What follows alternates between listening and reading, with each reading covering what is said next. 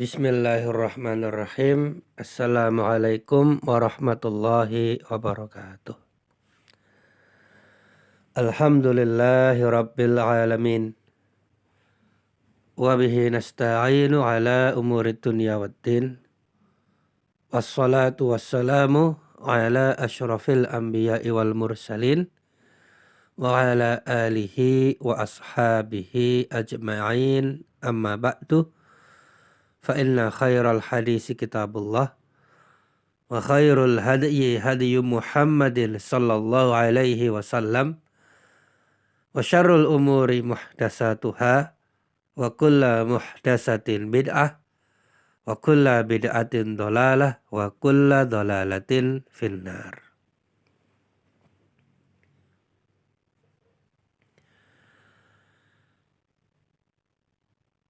Alhamdulillah bisa kita lanjutkan belajar bahasa Arab. Dan sebelum mempelajari Laisah pada kitab Durusul Lughah Al-Arabiyah karya Imam Zarkashi dan Imam Syubhani rahimahumullah ta'ala, kita akan terlebih dahulu mempelajari tentang jumlah mufidah, yaitu kalimat yang sempurna. Dulu pernah kita pelajari bahwasanya kalimatun artinya kata. Jumlatun artinya adalah kalimat. Kalimat susunan kata-kata itu jumlatun, dan al-jumlatu al-mufidatu adalah kalimat yang sempurna yang memberikan makna yang bisa difahami.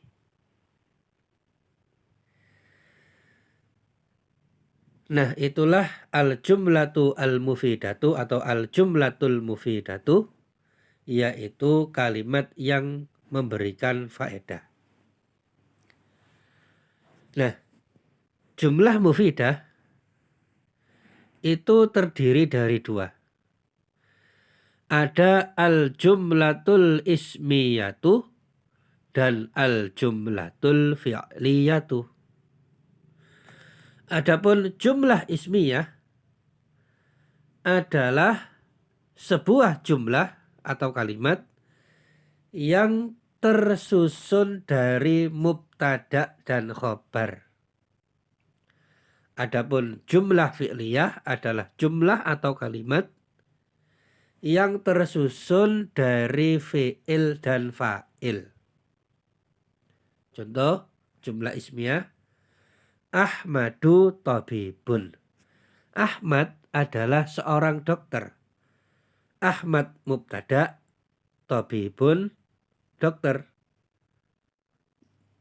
Maka jumlah ini adalah jumlah ismiyah karena terdiri dari mubtada dan khobar. Adapun kalimat yang selanjutnya adalah jumlah fi'liyah, yaitu kataba Muhammadun, kataba Ahmadu, Ahmad telah menulis. Kataba fi'il atau kata kerja, Ahmadu adalah yang melakukan pekerjaan tersebut. Fa'il atau kalau dalam bahasa kita itu subjek. Maka jumlah ini adalah jumlah fi'liyah karena terdiri dari fi'il kataba dan fa'ilnya adalah Ahmad. Kataba Ahmadu, Ahmad telah menulis, ini adalah jumlah fi'liyah.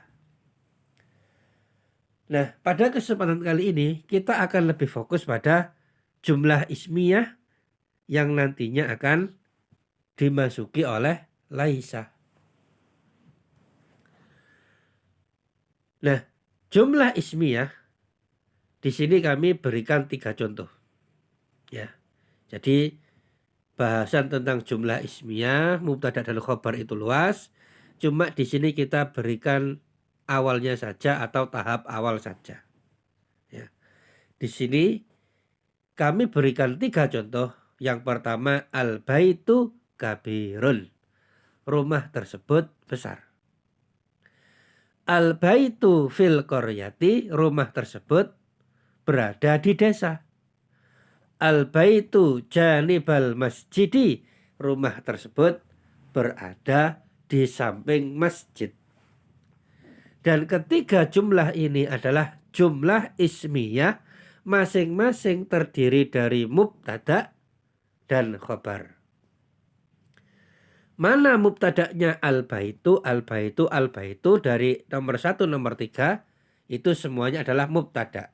Al-baitu mubtada, al-baitu mubtada, al-baitu mubtada. Okay? Ini mubtada semuanya.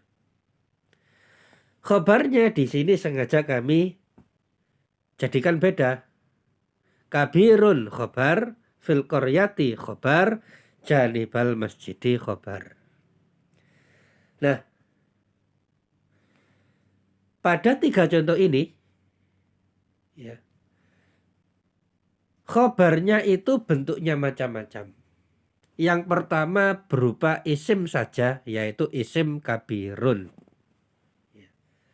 Maka di sini adalah khobarnya. Al-baitu yang diberi keterangan, kabirun adalah keterangannya, al-baitu mubtada, kabirun adalah khobarnya.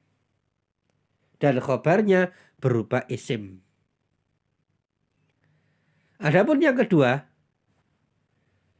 al-baitu fil qaryati, khobarnya berupa huruf jar dan isim majrur. Karena kemasukan huruf jar didahului oleh huruf jar.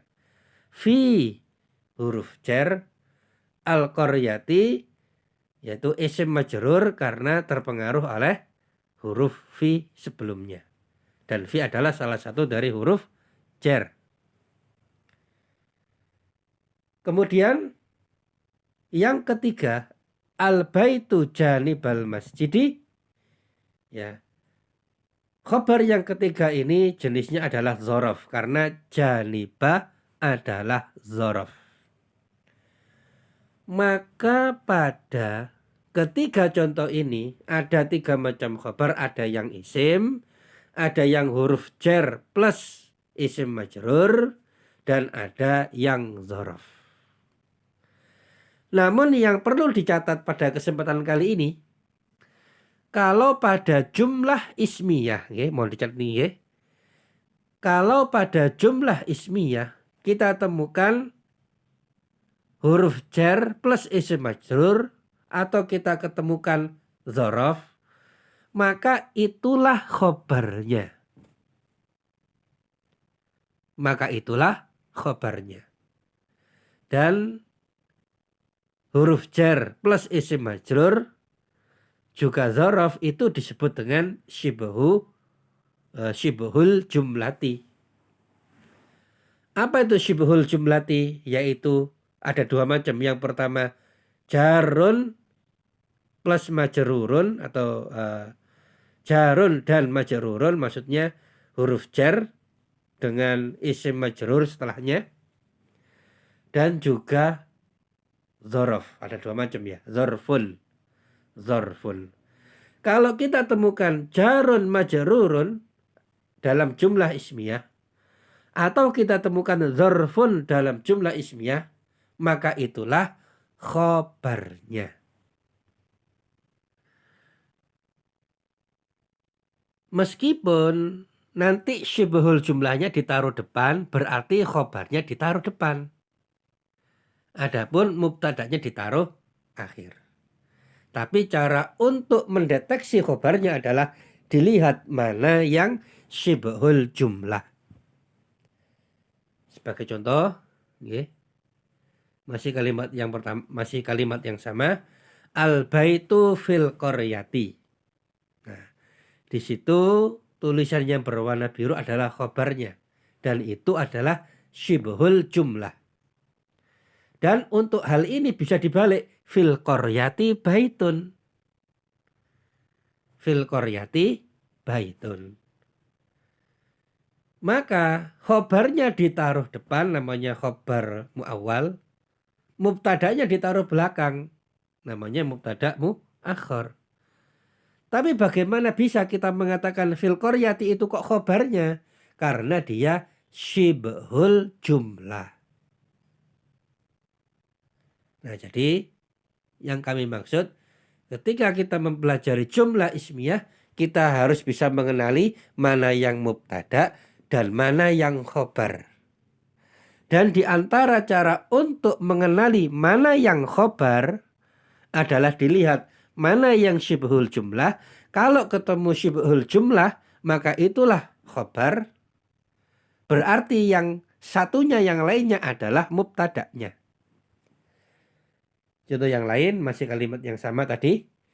Al-baitu janibal masjidi. Al-baitu mubtada, janibal masjidi khobar. Dan janiba adalah dzaraf termasuk jenis dari syibhul jumlah.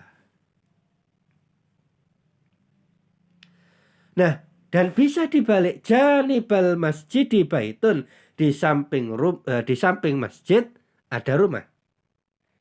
Kalau yang atas kan al-baitu janibal masjidi, rumah tersebut berada di samping masjid. Dibalik menjadi janibal masjidi baitun, di samping masjid ada rumah.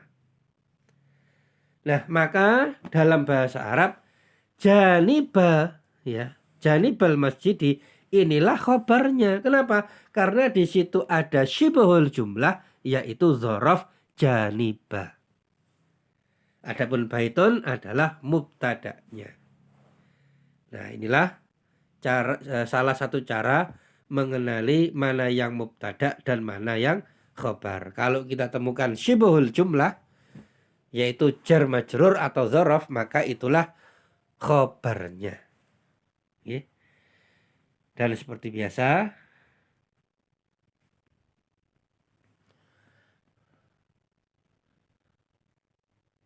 untuk tugasnya silahkan ditulis dari al-jumlatul mufidatu sampai dengan janibal masjidi baitun. Tugas pertama menulis, tugas kedua membacanya, dan mohon yang dibaca itu Arabnya saja, ya, tanpa diartikan dan tanpa perlu dijelaskan, cukup dibaca Arabnya saja. Kemudian tugas yang ketiga, mengerjakan evaluasi ke-79. Jadi demikian, kita pelan-pelan saja nggih. Semoga dapat difahami dan semoga Allah Subhanahu wa taala memberikan kemudahan bagi kita semuanya. Demikian dan mohon maaf atas segala kekurangan. Bila ada yang ditanyakan, silahkan ditanyakan di grup yang ada.